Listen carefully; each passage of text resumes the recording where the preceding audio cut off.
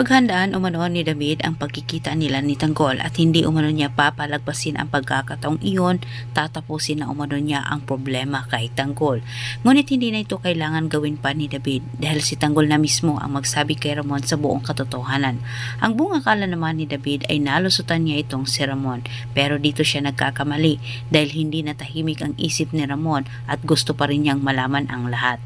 Uunahin ko noon ni David itong si Tanggol bago si Ramon. Sabi ni David, alam niya ang kahinaan ni Tanggol, ang relasyon nila bilang magkapatid, kaya't kampante itong si David na magtatagumpay siya sa kanyang masamang plano dito kay Tanggol ang tuldukan ang buhay nito.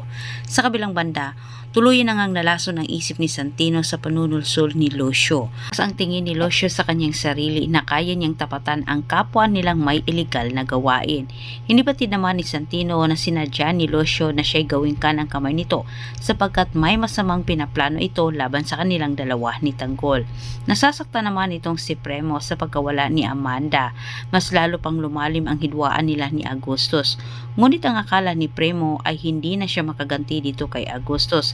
Pero si Tanggol, ginawa niya ang lahat para masingil itong si Agustus at mabigyan ng katarungan ang pagkamatay ni Amanda. Samantala, hindi naman sukat akalain sa grupo ni Tanggol sa nangyaring giyera umano ang siyang maging dahilan pala para sila'y magkaayos. Nagulat naman sila Premo at Berting nang sinabi naman ni Tanggol sa kanila na isa siyang Montenegro, anak siya ni Ramon. Si Premo naman ang kinabahan para kay Tanggol sa gagawin nitong paglusob sa mansyon umano ni Ramon dahil baka mamaya hindi umano siya paniniwalaan ni Ramon na siya'y Montenegro.